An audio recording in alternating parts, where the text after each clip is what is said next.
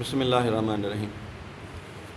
اب نماز کو درست کرنے کے لیے ہمیں اس کو سیکھنا جیسے ضروری ہے، تو چند چیزیں میں آپ کو پوائنٹ آؤٹ کروں گا تاکہ کسی کو پتہ ہی نہیں ہوتا کہ میں غلطی کر کہاں رہا ہوں۔ جب اس کو غلطی کا پتہ ہوگا، احساس ہوگا، تو پھر اس کی اصلاح کرے گا۔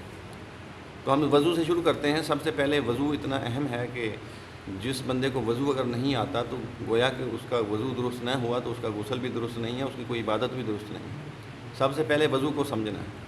تو وضو جو اللہ کے نبی صلی اللہ علیہ وسلم نے سکھایا ہے وہ الحمدللہ لوگوں کو اکثر کو آتا ہے، لیکن اس میں کچھ چند غلطیاں کرتے ہیں۔ وضو کرنے کے لیے پہلی شرط ہے کہ دل کا ارادہ ہونا، کہ میں وضو کرنا چاہ رہا ہوں، دل میں ارادہ کر کے اور وضو شروع کرے۔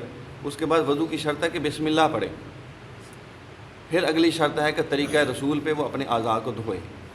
اس میں یہ اکثر لوگوں کو پتہ ہی ہے کہ پہلے 3 دفعہ ہاتھ دھوتے ہیں، نہیں، 1 دفعہ دھونا شرط ہے اچھی طرح، 2 دفعہ کرے بہتر ہے، 3 دفعہ کرے بہترین ہے، لیکن 3 سے زیادہ دفعہ دھوئے تو منع ہے، وہ اسراف میں آتا ہے، منع فرمائے گا۔ تو بہرحال کوشش کریں 1 2 3 دفعہ پہلے ہاتھ دھو لیں، کلی کر لیں اچھی طرح، غرارہ بھی کر لیں بچہ۔ اس کے بعد آپ مسواک کریں گے تو 70 گنا زیادہ ثواب ہو جائے گا نماز کا، منہ بھی صاف ہو جائے گا، اللہ بھی راضی ہو جائے گا، وہ اور بہتر۔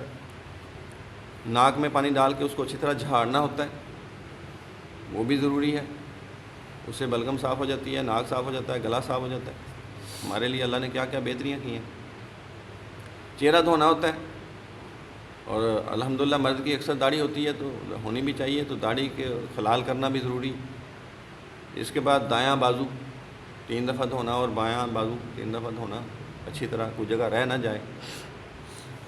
پھر سر کا مسح کرنا، یعنی یہاں سے شروع کر کے گردن تک لے کے جانا، واپس بھی لے آؤ، اور شہادت کی انگلی سے کان کے اندر سے اور انگوٹھے سے باہر سے مسح کرنا۔ دایاں پاؤں دھونا، پھر بایاں پاؤں دھونا، پھر کلمہ شہادت پڑھنا اور وضو کی دعا پڑھنا، یہ وضو کا سنت طریقہ ہے۔ اب اس میں فرق کہاں آتا ہے کہ اکثر لوگ یہ نہ سمجھے ہوئے بعض دفعہ بسم اللہ نہیں پڑھتے، اور بعض دفعہ وضو کا پریکٹیکل صحیح نہیں کرتے، کہیں خشک رہ جاتا ہے، جلدی جلدی کرتے۔ اور خاص طور پہ یہ جو لوگوں نے گردن کا مسح شروع کیا الٹے ہاتھ سے، یہ تو بالکل سنت کے خلاف ہے۔ نبی اکرم صلی اللہ علیہ وسلم نے ساری زندگی نہیں کیا، صحابہ نے نہیں کیا، کسی حدیث میں لکھا نہیں ہے۔ صرف یوں کہہ لو کہ 2 نمبر مولویوں نے اور شیطان نے مل کے یہ لوگوں کو یہ بات سکھا دی ہے، اور لوگ یہ کری جا رہے ہیں۔ اور اللہ کے نبی نے فرمایا کہ یہ بدعت ہے، کوئی بھی بدعت دین میں کوئی نیا کام شامل کرنا بدعت ہے، گمراہی ہے، اور بندے کو جہنم میں لے جائے گی اور وہ عمل اس کا مردود ہو جائے۔ تو اس لیے بدعت سے بچنے کے لیے دین کو سیکھنا ضروری ہے۔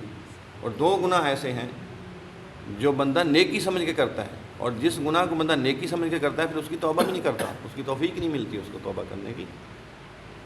تو وہ 2 گناہ کون سے ہیں وہ آپ کو سمجھنا چاہیے، ایک شرک ہے اور ایک بدعت ہے۔ اور یہ 2 گناہ بندہ نیکی سمجھ کے کرتا ہے، گناہ سمجھ کے نہیں کرتا، اس لیے پھر اس کی توبہ بھی نہیں کرتا، معافی بھی نہیں مانگتا۔ اس لیے اللہ نے فرمایا کہ میں نہ شرک کو معاف کروں گا نہ بدعت کو معاف کروں گا۔ تو لہٰذا گردن کا مسح حدیث سے ثابت نہیں ہے، یہ وضو کا حصہ نہیں ہے، اس کو حصہ نہیں بنانا چاہیے، اس سے بندے کا سارے اعمال برباد ہو جائیں۔ اب آ جائیں نماز کی طرف۔ اب جب نماز بندہ شروع کرتا ہے